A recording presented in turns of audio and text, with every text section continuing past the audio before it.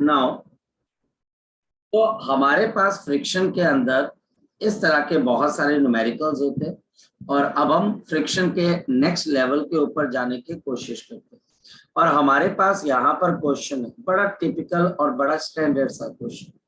हमारे पास यहाँ पर इस तरीके से एक सीलिंग है और इस सीलिंग के नीचे हमारे पास एक रफ फ्लोर को लगाया गया। हमारे पास यहाँ पर एक रफ फ्लोर है। Now this is a rough floor, नीचे रफ फ्लोर है और इस रफ फ्लोर के ऊपर हमारे पास यहाँ पर क्या है, एक आपके पास यहाँ पर इस तरीके से एक प्लेटफॉर्म।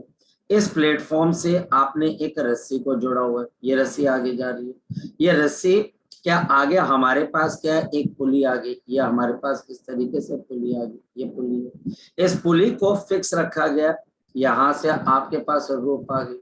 इस रोप के यहाँ पर भी हमारे पास क्या आ गई, एक पुली आ गई। नाउ दिस इज अनदर पुली, या हमारे पास एक और पुली आ गई,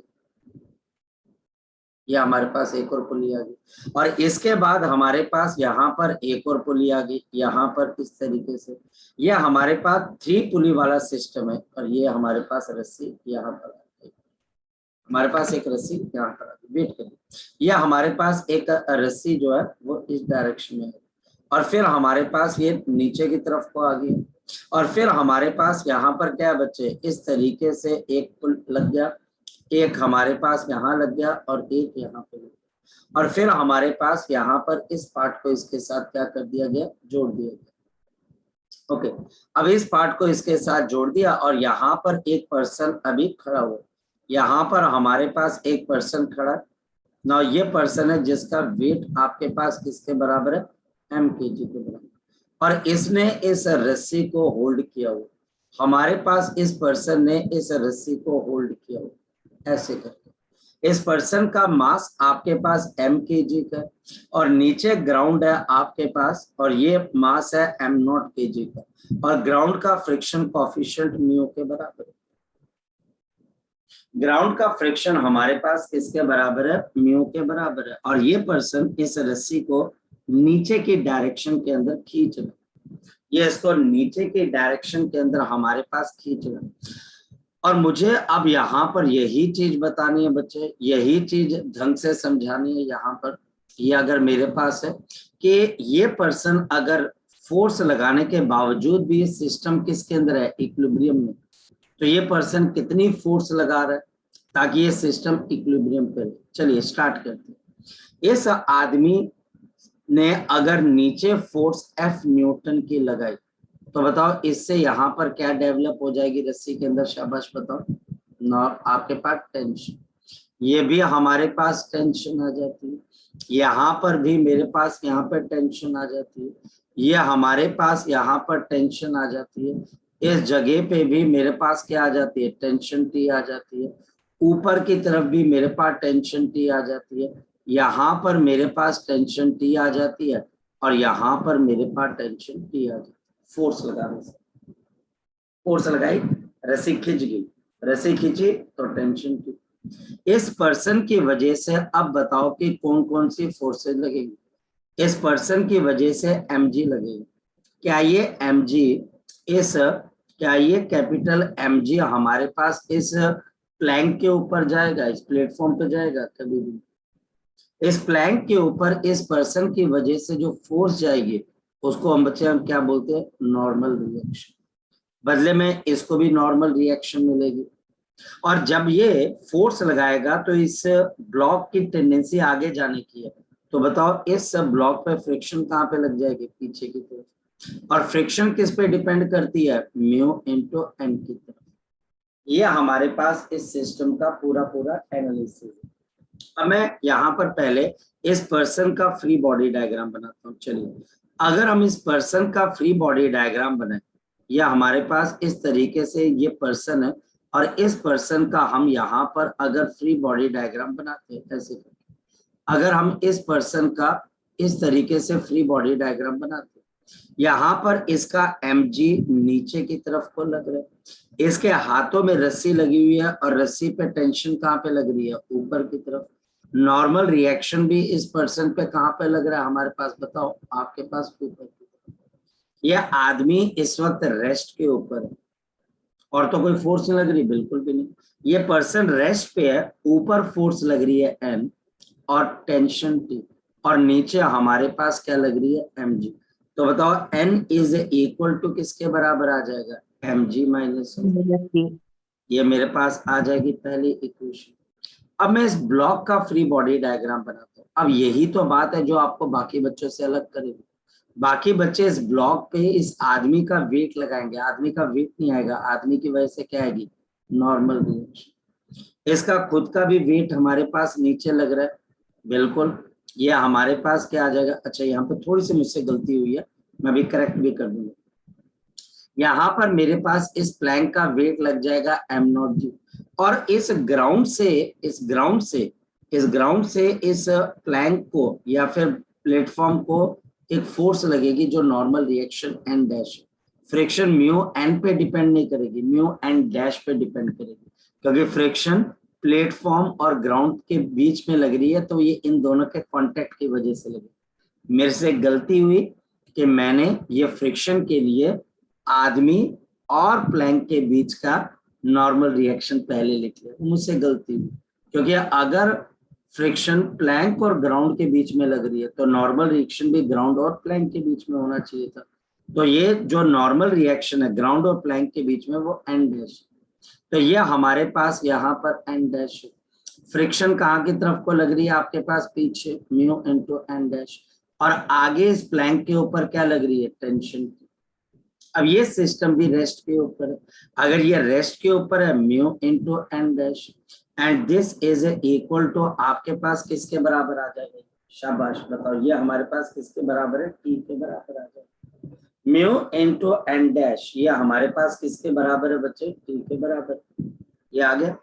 अब हमारे पास यहाँ पर म्यू इनटू एन डैश, अब एन डैश किसके बराबर है, जरा कोई बच्चा बता दे। तो ये n plus of M not into G is equal to tension. n किसके बराबर है, capital M G minus of T plus of M not into G is equal to T, और हमारे पास mu capital M G minus mu into T plus of mu into M nought G is equal to आपके पास T. अब हम क्या करते हैं, क्योंकि मुझे फोर्स चाहिए, फोर्स जो आदमी लगा रहा है उससे टेंशन टी आ रही है, तो फोर्स और टेंशन एक ही चीज है। तो मैं यहाँ पर चीजों को रीअरेंज कर देता हूँ। कैसे रीअरेंज कर दूंगा, मेरे पास आ जाएगा mu M G plus of mu naught into M not into G is equal to T plus of mu into T. तो आपके पास अगर टी बाहर आ जाएगा, यहाँ से म्यू बाहर आ जाएगा, जी भी बाहर आ जाएगा, m प्लस ऑफ मेरे पास m नॉट, और डिनोमिनेटर में आपके पास क्या आ जाएगा, 1 प्लस ऑफ। तो ये मेरे पास यहाँ पे लगने वाली आपके पास क्या आ जाती है, टेंशन। ये बच्चे हमारे पास यहाँ पर क्या लग रही है बच्चे, आपके पास टेंशन की लग रही है। तो कुल मिलाकर ये क्वेश्चन एच.सी. वर्मा का एक अनसॉल्व्ड क्वेश्चन, और इस क्वेश्चन के अंदर भी हम बड़े क्लासिकल वे से, एलिगेंट वे से इक्वेशंस ऑफ मोशंस ही लगा रहे हैं। हम कोई नॉर्मल चीज, हम कोई एबनॉर्मल चीज नहीं कर रहे, बहुत नॉर्मल। हम कोई एक्स्ट्रा ऑर्डिनरी नॉलेज नहीं लगा रहे, बहुत ऑर्डिनरी सी चीज समझ रहे कि आपकी फोर्सेस को बैलेंस करना।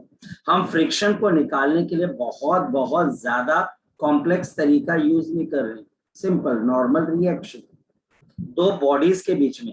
तो फ्रिक्शन प्लेटफॉर्म और ग्राउंड के बीच में लग रही है, तो मेरी जो गलती हुई उसको आप फिर से देख लेना। वहां पर फ्रिक्शन एन डैश पे डिपेंड करेगा, ना कि एन पे, क्योंकि एन तो बच्चे प्लेटफॉर्म और ग्राउंड की फोर्स ही नहीं है, वो तो प्लेटफॉर्म और आदमी की फोर्स है।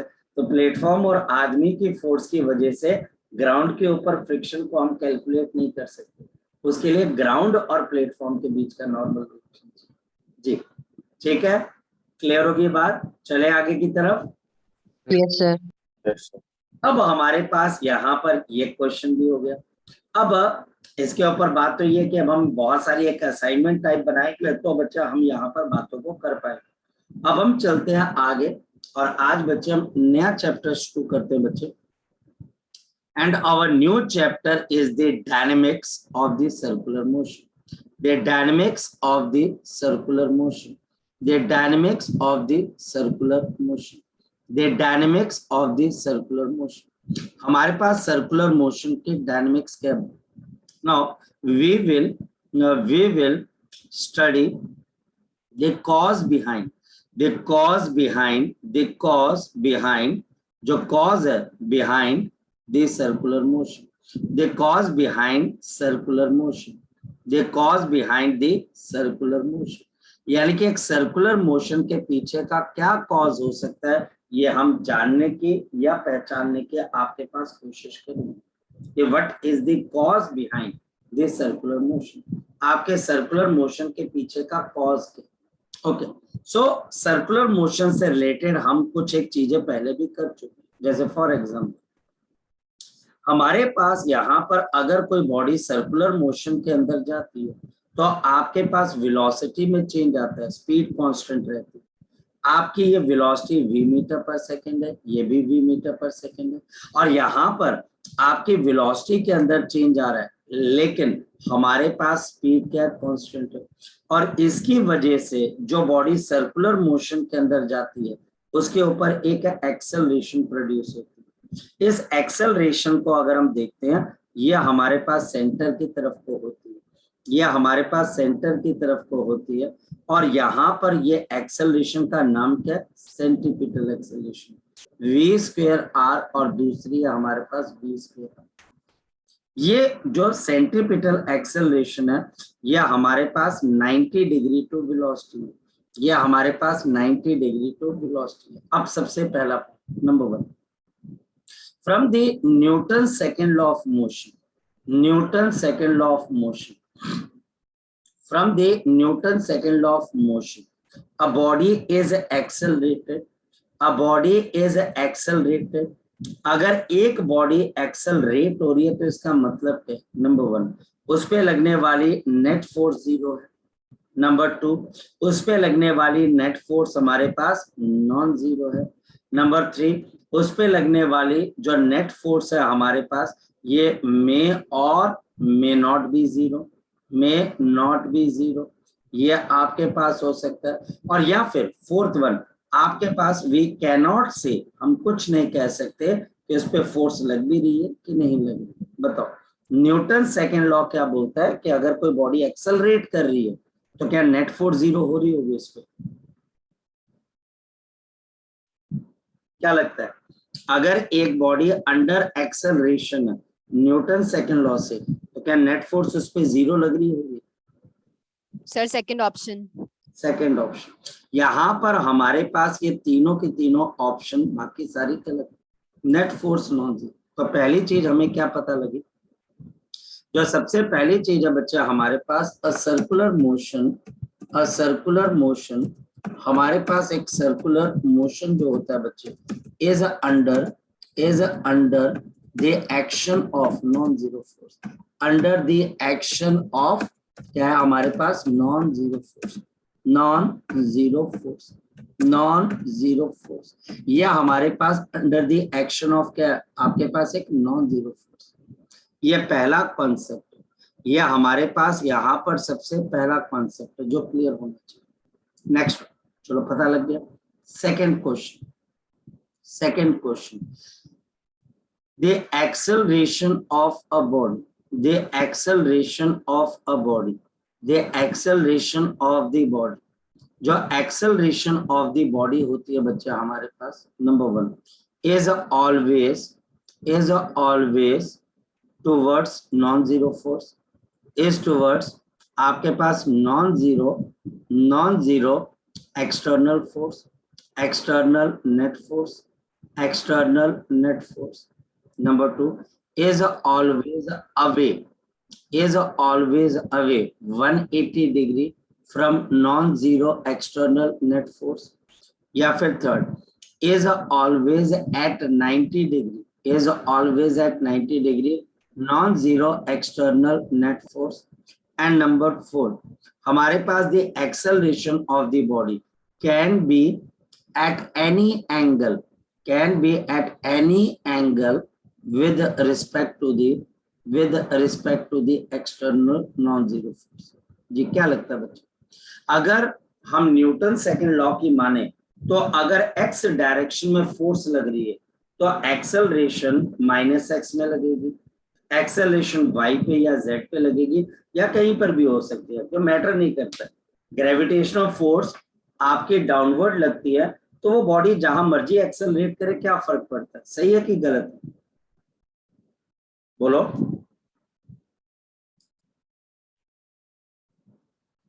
शाबाश। क्या आंसर लगाओगे आप इसका?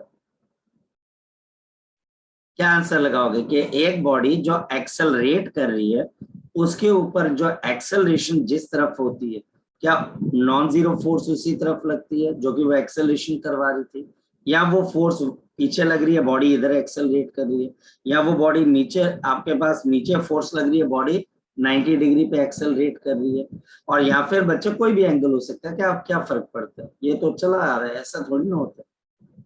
बोलो क्या लगता है बच्चे आपको इसमें से? Sir, first. बिल्कुल एग्जैक्टली फर्स्ट। यानी एक बॉडी पे जब एक्सेलरेशन लगती है एक्स डायरेक्शन में तो एक्सेलरेशन भी एक्स डायरेक्शन में हो जाएगी। अगर फोर्स एक्स डायरेक्शन में है तो एक्सेलरेशन भी एक्स में हो जाएगी। फोर्स अगर वाई डायरेक्शन के अंदर है तो एक्सेलरेशन भी वाई में, और अगर फोर्स जेड डायरेक्शन में है तो एक्सेलरेशन भी जेड डायरेक्शन में।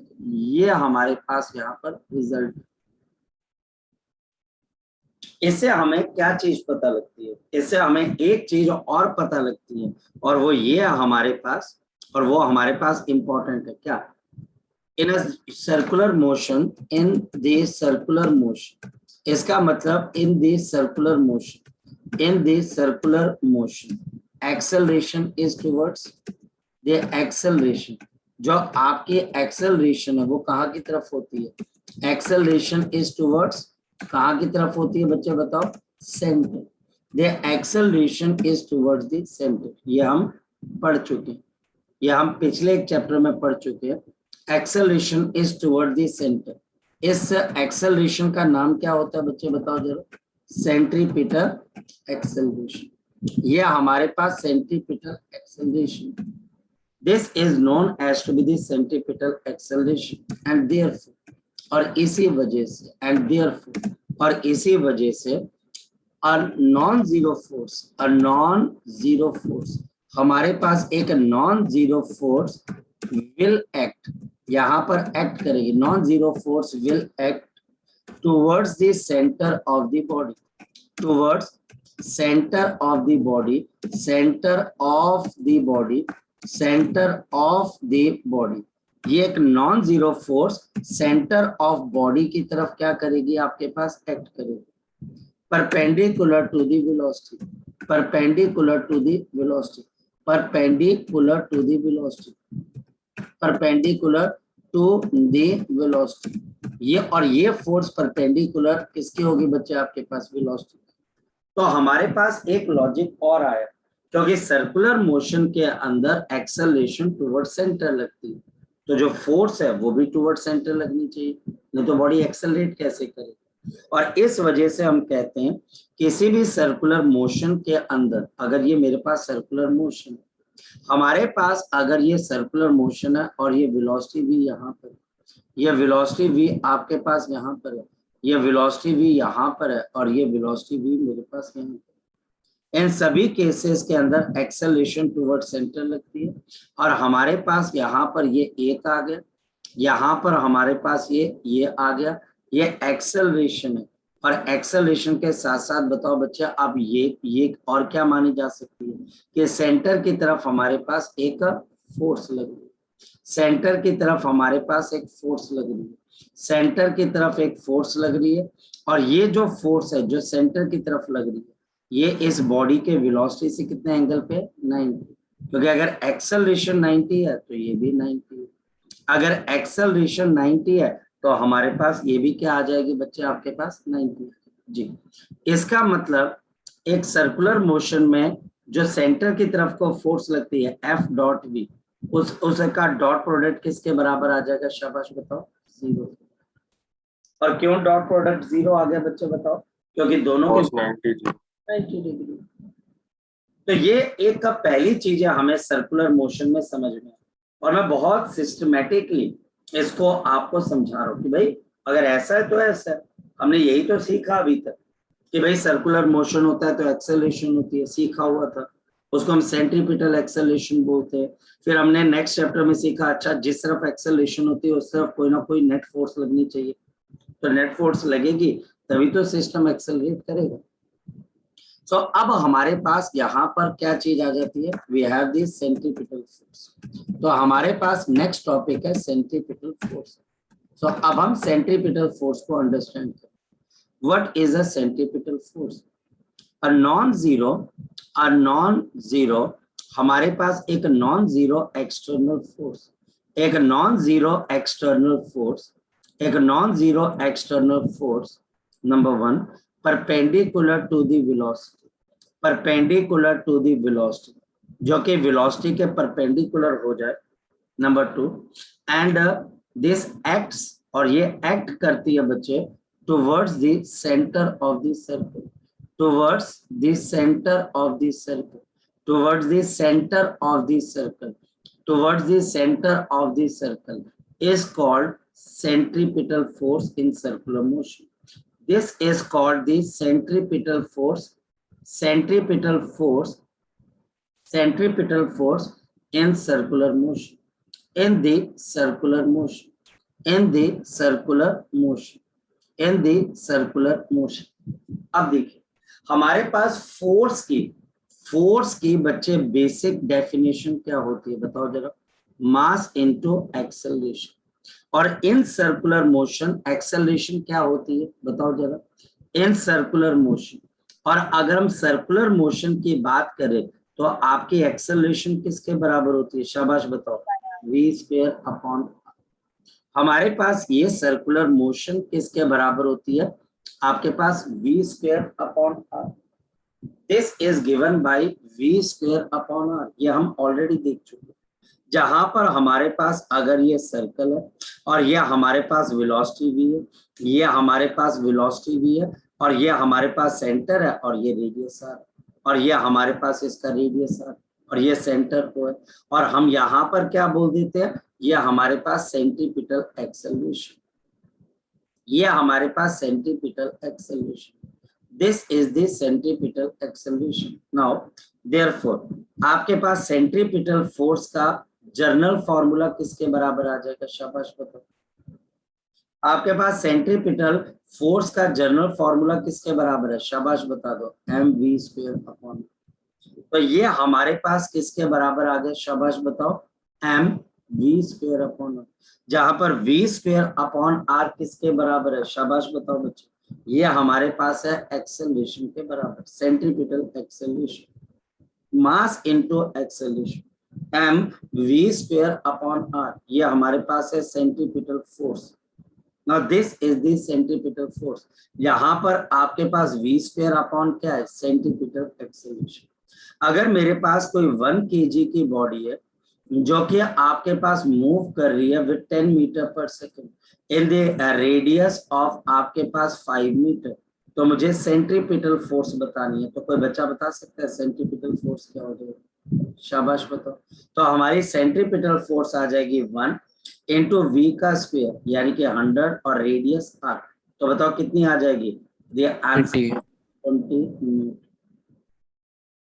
तो आंसर हमारे पास 20 न्यूटन है। और ये सेंट्रीपिटल फोर्स भी सेंटर की तरफ को लगती है, ये सेंट्रीपिटल फोर्स भी सेंटर की तरफ को लगती है। Next important concept, the centripetal force, जो हमारे पास सेंट्रीपिटल फोर्स है, the centripetal force keeps magnitude same, keeps the magnitude same, यह अपना मैग्नीट्यूड क्या रखता है, आपके पास सेम रखता है, बट चेंजेस डायरेक्शन।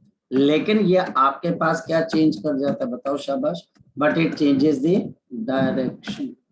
लेकिन ये हमारे पास डायरेक्शन को क्या कर जाता है बच्चे, चेंज कर जाता है। ये हमारे पास डायरेक्शन को क्या कर जाता है, चेंज कर जाता है। और इस वजह से एंड देयरफॉर, और इस वजह से देयरफॉर, अब हम यहाँ पे क्या लिखेंगे, देयरफॉर यहाँ पर हम क्या लिखेंगे, द सेंट्रीपिटल फोर्स, जो सेंट्रीपिटल फोर्स है, the centripetal centripetal force is a changing physical quantity. ये हमारे पास क्या आ जाती है, चेंजिंग फिजिकल क्वांटिटी। या हमारे पास क्या आ जाती है, चेंजिंग आपके पास फिजिकल क्वांटिटी। चेंजिंग फिजिकल आपके पास क्या आ जाती है, क्वांटिटी आ जाती है। या हमारे पास चेंजिंग फिजिकल क्वांटिटी। और चेंजिंग फिजिकल क्वांटिटी किसके हिसाब से, बच्चे बताओ शाबाश। या हमारे पास चेंजिंग फिजिकल डायरेक्शन, बिल्कुल डायरेक्शन के हिसाब से। यानी कि अगर मेरे पास यहाँ पर कुछ ऐसी सिचुएशन आ जाती है, ये मेरे पास एक सर्कुलर मोशन और टीचर बोलता है मेरे पास यहाँ पर जो सेंट्रीपिटल फोर्स लग रही है और यहाँ पर जो सेंट्रीपिटल फोर्स लग रही है उसका चेंज बताना, तो मुझे बताना। ये मेरे पास P1 पॉइंट है और ये P2 पॉइंट है। अब P1 पॉइंट पर सेंट्रीपिटल फोर्स कितने के बराबर है, ये मेरे पास है -mv² अपॉन आपके पास r, और यहाँ पर मेरे पास क्या आ गया आई कैप, क्यों, डायरेक्शन नेगेटिव x की तरफ। और F2 P2 के ऊपर बताओ क्या डायरेक्शन, क्या आ जाएगी वैल्यू, -mv² r, और आपके पास क्या आ जाएगा जी। चेंज इन फोर्स जल्दी बता दो किसके बराबर है, तो आंसर है F2 - F1। तो F2 - M1 -mv² by r, और ये हमारे पास J कैप है, एंड प्लस आपके पास यहाँ पर minus of mv² by r into आपके पास क्या आ जाएगा आई कैप है। ये हमारे पास है, माइनस माइनस प्लस हो जाएगा, तो मेरे पास यहाँ पर क्या चीज आ जाएगी, अगर मैं आपको बोलूं -mv² by r into J cap plus of mv² by r into आपके पास आई कैप। अब देखो यहाँ पर जिस बच्चे के वेक्टर क्लियर है वो बोलेगा अच्छा यार ठीक है, यही तो सर खा रहे हैं इतने दिनों से, हमारा सर जो है सर खा रहे हैं कि ऐसे चेंज करना है। कोई आपको कोई ऐसी चीज नजर आ रही है जो हमने पहले ना की हो, सब कर चुके हैं और बार बार हम वही पीछे की तरफ देखते हैं।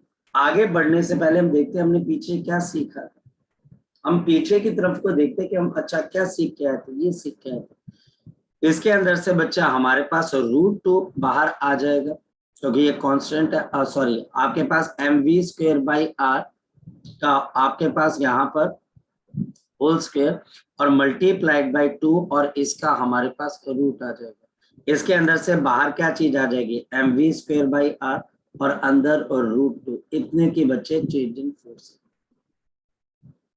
ये इतने के बच्चे हमारे पास यहाँ पर क्या आ गई, चेंजिंग फोर्स आ गई।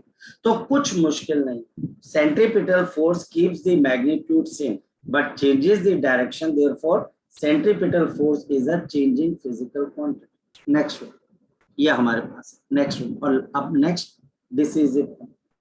हमने एक चीज यहाँ पर समझने की कोशिश की थी और आपको अगर याद भी है बच्चे कि मैंने आपको क्या कराया था, एक फोर्स होती है जो मोशन को सपोर्ट करती है और एक फोर्स होती है जो मोशन को आपके पास क्या करती है, शाबाश बताओ, अपोज करती है।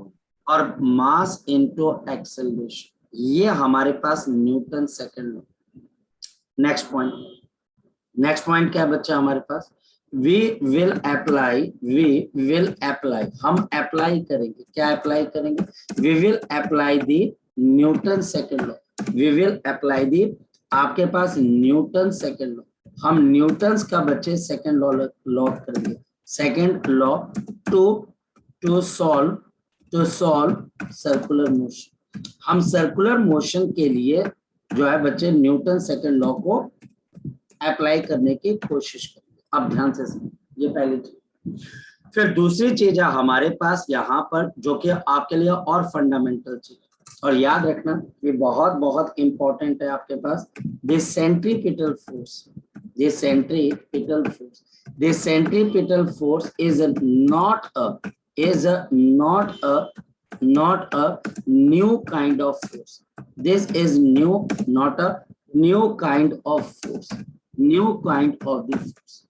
अब ये बहुत इंपॉर्टेंट चीज है कि बच्चे को ये लगता है कि सेंट्रीपिटल फोर्स हमारे पास एक नई तरह की फोर्स है, नहीं, ये कोई नई तरह की फोर्स नहीं।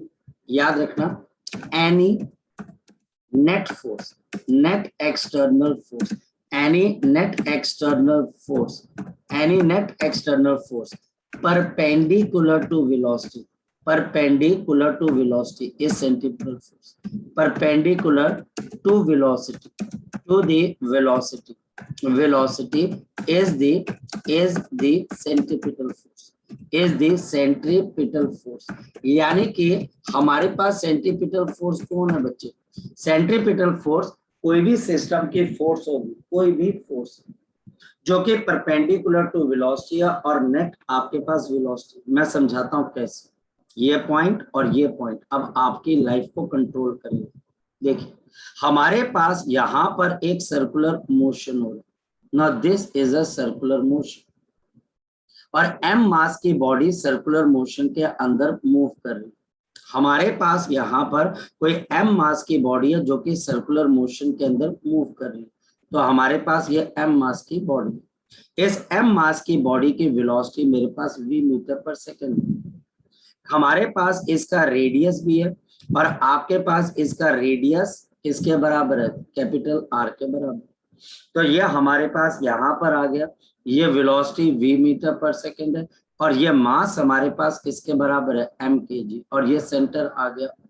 और हमारे पास यहाँ पर इसका जो रेडियस है ये हमारे पास किसके बराबर है? r के बराबर, ये r के बराबर। अब ध्यान से समझना जो मैं आपको करवाने जा रहा हूँ, क्योंकि इसके बाद मैक्सिमम चीजें इसी के आसपास होंगी। इस वक्त मान लिया जाए इस मास पे दो फोर्सेज लग रही,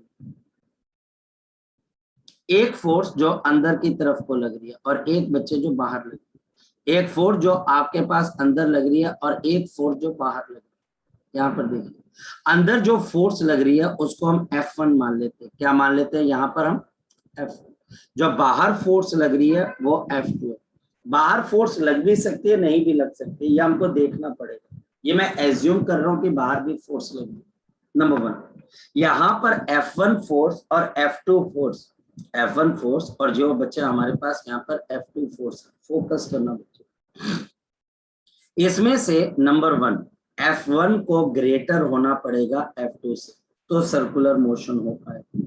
और नंबर 2 यहाँ पर सर्कुलर मोशन के लिए F1 जो है ये F2 से बड़ी होनी चाहिए, तो F1 जो कि मोशन को सपोर्ट करेगा माइनस F2 जो मोशन को अपोज करेगा is equal to m mass into acceleration, और सर्कुलर मोशन में एक्सेलरेशन क्या हो जाती है? m v²। यहाँ पर F1 minus F2 is the centripetal force. यहाँ पर F1 माइनस F2 आपके पास कौन सी फोर्स है? शाबाश बताओ, सेंट्रीपिटल फोर्स। यहाँ पर ध्यान रखना F1 माइनस F2 बच्चे आपके पास क्या है? Centripetal force. यहाँ पर F1 नहीं, F2 नहीं, F1 माइनस F2। ये बहुत बच्चे गलती कर जाते हैं। क्यों? क्योंकि डेफिनेशन ऐसी है ना कि कोई फोर्स जो सेंटर की तरफ लगे वो सेंट्रीपिटल फोर्स होती नहीं। याद रखना net external force, net external force, net, और नेट के अंदर बच्चा आपको इन दोनों फोर्सेस को सब्ट्रैक्ट करना पड़ेगा। Now this F1 minus F2 is the net external force, और ये net external force perpendicular to velocity हो जाएगी, क्योंकि यह आपके पास क्या आ जाएगी? F1 माइनस F2, और आप F1 माइनस F2 को ही क्या बोलोगे? Centripetal force. Centripetal force system की ही कोई फोर्स क्या बनती है? सेंट्रीपिटल फोर्स बनती है। इस बात को दिमाग में रखना, सिस्टम की ही कोई फोर्स सेंट्रीपिटल फोर्स बन जाती है, कोई भी। ये अब आपको देखना पड़ेगा। अच्छा सर्कुलर मोशन हो रहा है तो ये फोर्स सेंट्रीपिटल फोर्स बन गई। सेंट्रीपिटल फोर्स कोई नई फोर्स नहीं है, ये बच्चा हमारे पास वो फोर्स है जो सेंटर की तरफ को लगती है और नेट होती है। अगर बहुत सारी फोर्सेस लग रही है तो उनको आपने ऐड करना है, और उससे जो नेट फोर्स आती है सेंटर की तरफ, नेट फोर्स, वो centripetal force, that force is known as to be centripetal force. अब जैसे फॉर एग्जांपल मैं तुम्हें एक चीज बताता हूँ। सपोज कि हमारे पास यहाँ पर एक कटोरी जैसा स्ट्रक्चर है। सपोज कि मेरे पास यहाँ पर एक कटोरी जैसा स्ट्रक्चर है, यहाँ पर मैंने एक ब्लॉक को रख दिया।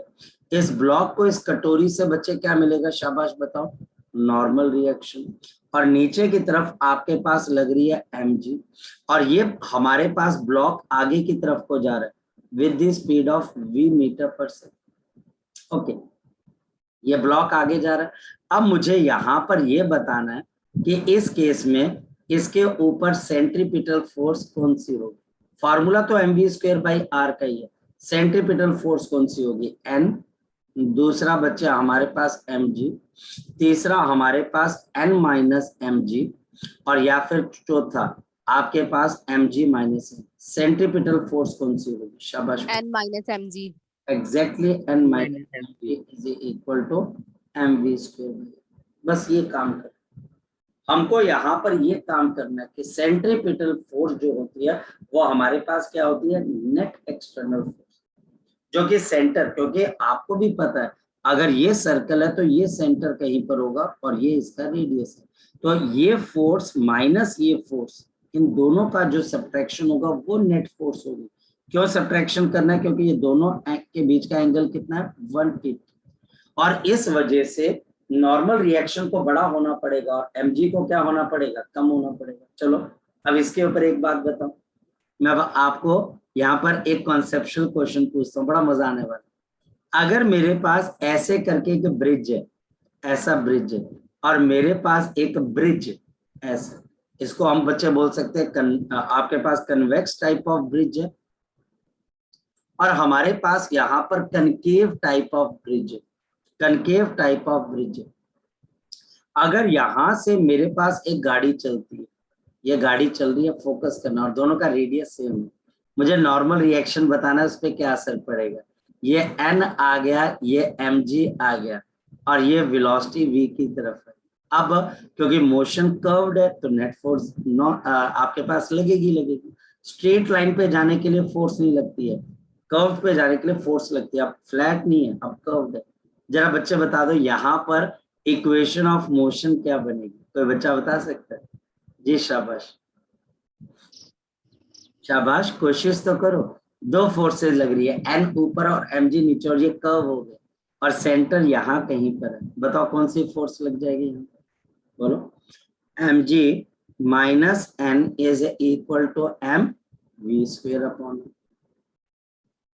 नीचे वाली फोर्स बड़ी होगी तभी ये बच्चा हमारे पास थोड़ा सा नीचे की तरफ हो जाएगा। ऊपर नॉर्मल रिएक्शन है, इसलिए mg minus n is equal to mv²/r। mg minus n is equal to mv²/r। फिर देख लीजिए, mg minus n is equal to किसके बराबर है, mv²/r।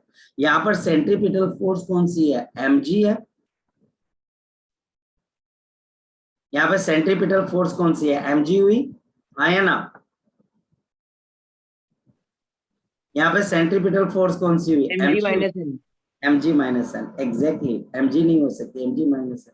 अब बताओ यहां से नॉर्मल रिएक्शन की वैल्यू किसके बराबर आ जाएगी, mg माइनस mv²/।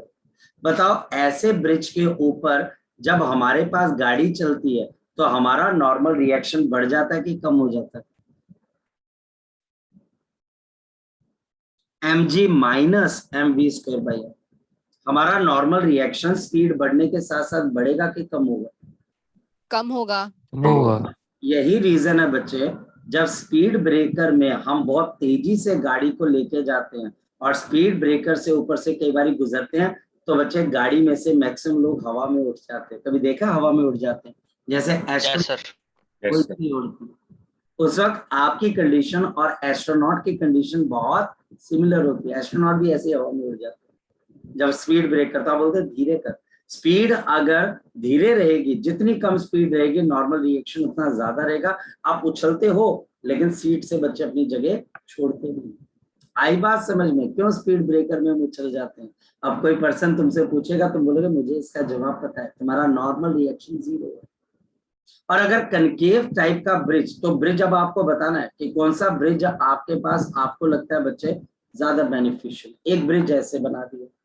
अब कोई बच्चा मुझे बताए कि यहाँ पर इक्वेशन क्या बनेगी बच्चे, शाबाश बताओ। n minus mg is N equal to minus mv square by mg r. minus mg is equal to mv²/r. अब बताओ यहाँ पर नॉर्मल रिएक्शन बढ़ गया कि कम हो गया बच्चे, बढ़ गया बढ़ गया।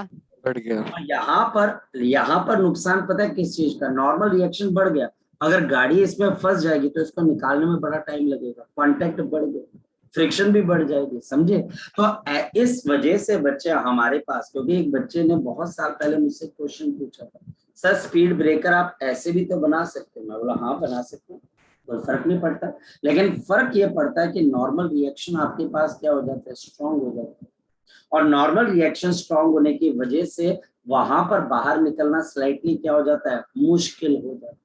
इस वजह से बच्चे हम वहां पर उसको बाहर नहीं निकालते, ठीक है। तो ये हमारे पास यहाँ पर इस तरीके की, ये एच.सी. वर्मा की प्रॉब्लम है कि कहाँ पर उसका नॉर्मल रिएक्शन बढ़ जाएगा, कहाँ पर कम हो जाएगा।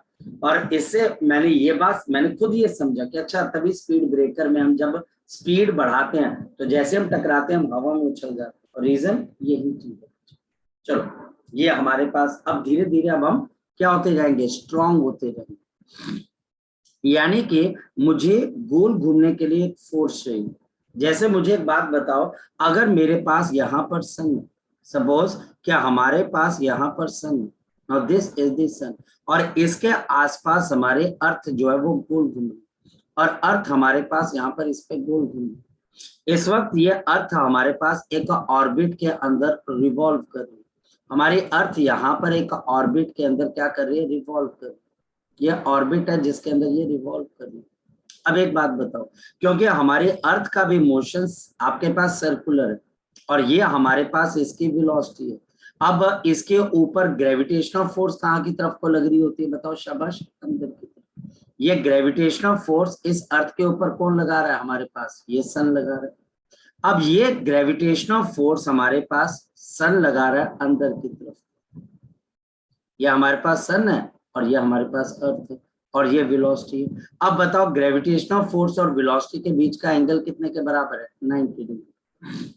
अब ये बात समझाओ, यहाँ पर सेंट्रीपिटल फोर्स का काम कौन कर रहा है, बोलो। Gravitational force. ग्रेविटेशनल फोर्स, क्योंकि बाहर तो कोई लग नहीं रही, तो आप बोलोगे the gravitational force is the centripetal force.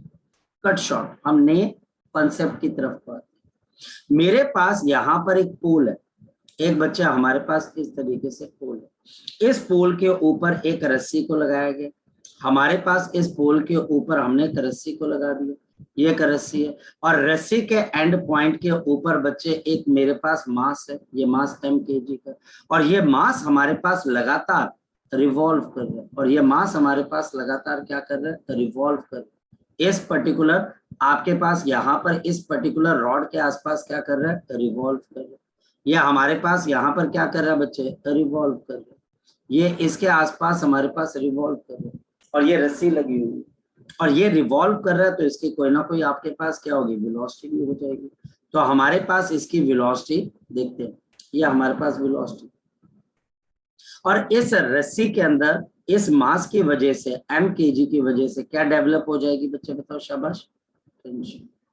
ये टेंशन डेवलप हो जाएगी, ये हमारे पास यहाँ पर क्या डेवलप हो जाएगी, टेंशन, टेंशन। अब बताओ यहाँ पर सेंट्रीपिटल फोर्स का काम कौन कर रहा है, शाबाश बताओ, which force is the centripetal force here? Tension force. Tension. देखो अर्थ भी ऐसे ही गोल, और बच्चे ये मास भी गोल घूम रहा है, लेकिन अर्थ के लिए देखो सेंट्रीपिटल फोर्स एक नाम दे दिया गया, लेकिन अलग अलग कंडीशंस के अंदर सेंट्रीपिटल फोर्स अलग अलग तरीके से बिहेव करेगी। ये एक नेट फोर्स है जो कि हमारे पास सेंटर की तरफ लगती है, जो सेंटर की तरफ लगती है, नेट फोर्स है, और ये वेलोसिटी के परपेंडिकुलर। प्लीज इस बात को अंडरस्टैंड करना, इस बात को समझने की कोशिश करना।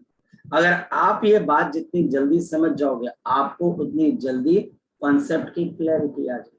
बहुत सारी चीजें आप सर्कल में घूमते हो, you require a non zero force acting towards the centre. अच्छा अब चलते हैं बच्चे हम एक नॉर्मल सी चीज की तरफ चलते हैं। सो अब ये हमको कॉन्सेप्ट अब धीरे धीरे स्ट्रॉन्ग करना, और आज बच्चे हम यहाँ पर करते हैं एक बड़ी सिंपल सी चीज जो हमने डे टू डे लाइफ के अंदर देखी होगी बच्चे, जिसके अंदर पहली चीज बच्चे मैं आपको बताता हूँ, बेंडिंग ऑफ द साइकिलिस्ट। आपने देखा होगा जब आप स्कूटी, मोटरसाइकिल या आप किसी तरीके से साइकिल को किसी मोड़ के ऊपर लेके आते हो, तो आप अपनी साइकिल को सीधा सीधा मोड़ देते हो कि थोड़ा सा बेंड करके, थोड़ा झुका कर मोड़ते हो, क्या लगता है? थोड़ा बेंड करके। यहाँ पर जो हम अपनी साइकिल को बेंड करते हैं, इसके पीछे का रीजन हम समझते हैं। अगर हम ध्यान से देखें तो हमारी जो साइकिल होती है, हम इसको स्लाइटली बेंड करते हैं।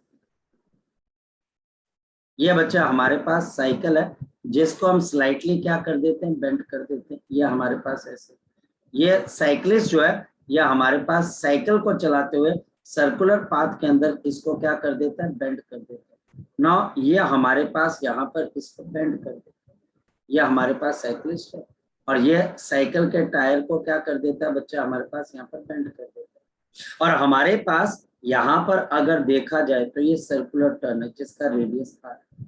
अब फोकस करना, जब हवाई जहाज मुड़ता है तो वो ऐसे करके मुड़ता है कि थोड़ा टेढ़ा होके फिर मुड़ता है बच्चे, टेढ़ा हो गया। जब पानी के अंदर स्टीमर मुड़ता है तो क्या वो सीधा सीधा मुड़ता है कि उसको भी आप टेढ़ा करके मोड़ते हो, तो टेढ़ा करके मोड़ते हैं। इसके पीछे का रीजन हम अंडरस्टैंड करते हैं। ऐसा हम क्यों करते हैं?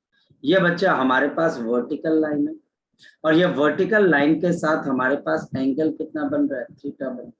और हमारे पास यहाँ पर इस तरीके से ये चीज क्या बन गई, नॉर्मल रिएक्शन।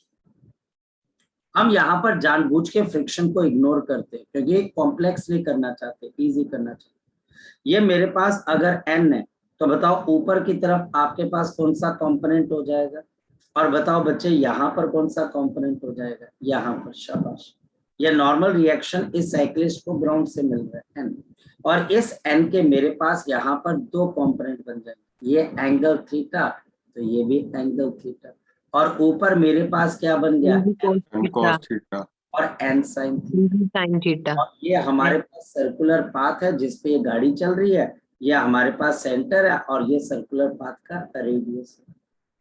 और इस साइक्लिस्ट का वेट भी तो नीचे लगता है। इस साइक्लिस्ट का वेट आपके पास कहाँ की तरफ को लगता है, नीचे।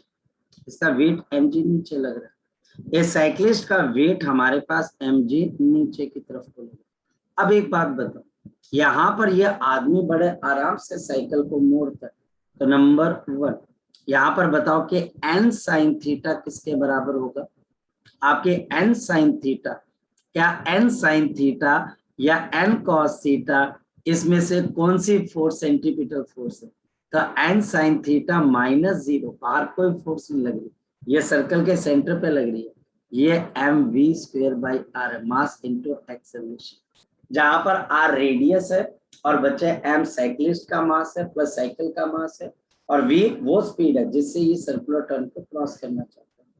और दूसरा, ये आदमी नीचे क्यों नहीं गिर रहा, नीचे क्यों नहीं पलट रहा, क्योंकि हमारे पास n cos थीटा किसके बराबर है, शाबाश बताओ, ये हमारे पास mg के बराबर। आपके n cos थीटा mg के बराबर है, डिवाइड कर दीजिए, बताओ शाबाश। अगर मैं इसको डिवाइड कर देता हूँ, ये डिवाइडिंग, अगर मैं इसको डिवाइड कर देता हूँ तो मेरे पास क्या चीज आ जाएगी, शाबाश बताओ, tangent of theta is equal to आपके पास क्या है, v²r इंटू जी। n से n cancel, sine upon cos tan, mass से mass cancel, v²r/g। So tangent of theta is equal to बच्चा हमारे पास क्या आ गया, v²r/g। ये हमारे पास टेंजेंट ऑफ थीटा, या हमारे पास यहाँ पर क्या आ गई, टेंजेंट ऑफ थीटा आ गई। तो ये साइक्लिस्ट अपने आप को कितने एंगल पे बेंड करेगा, बताओ शाबाश। आपने कभी मोटो जीपी की रेस देखी है, जो मोटरसाइकिल वाले लोग चलाते हैं? Yes sir. वो देखा कैसे Yes, बेंड, sir. वैसा वो तो लेट ही जाते हैं। जितनी ज्यादा बेंडिंग होगी आपकी स्पीड भी उतनी ज्यादा होगी, और या फिर आपके पास वेलोसिटी एट बेंडिंग पॉइंट किसके बराबर है, शाबाश बताओ, tangent of theta r into D. तो जो बेंडिंग है वो हमारे पास किसके बराबर है, tangent of theta r into D. तो this is equal to tangent of theta r into D. ये हमारे पास इसकी क्या आ जाएगी, वेलोसिटी जी। और कोई डाउट है तो आप पूछ सकते हो, कोई बच्चा शायद पूछना चाह रहा है।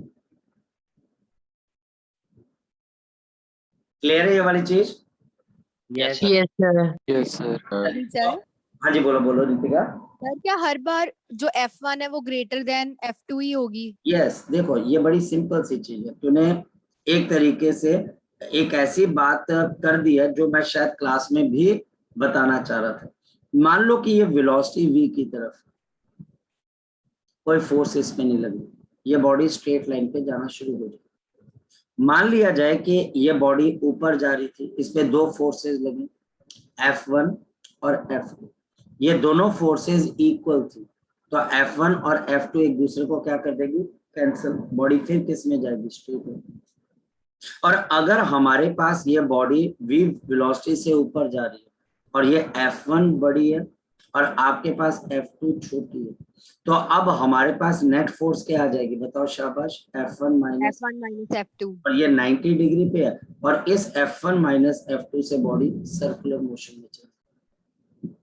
और अगर हमारे पास ये वेलोसिटी v है और ये मेरे पास F2 बड़ी है और मेरे पास F1 छोटी है, तो बताओ यहाँ पर मेरे पास क्या चीज आ जाएगी, शाबाश बताओ, F2 minus F1. F2 minus F1. और ये बॉडी ऐसे करके गोल घूम जाएगी। अब इस केस में F2 minus F1 centripetal force है, यहाँ पर F1 minus F2 centripetal force, net force जो होती है वो सेंट्रीपिटल फोर्स। आगे बात समझ में बच्चे? Yes, sir. चलिए, सो आज हम इतना ही करते हैं, बाकी चीजें अब हम कल करेंगे, सर्कुलर मोशन को कल हम वाइंड अप कर देंगे, ठीक है? चलिए, ओके बच्चे, बाय बाय, टेक केयर, इसको पढ़ Thank you, लीजिए। sir. Thank you, sir. Okay बच्चे।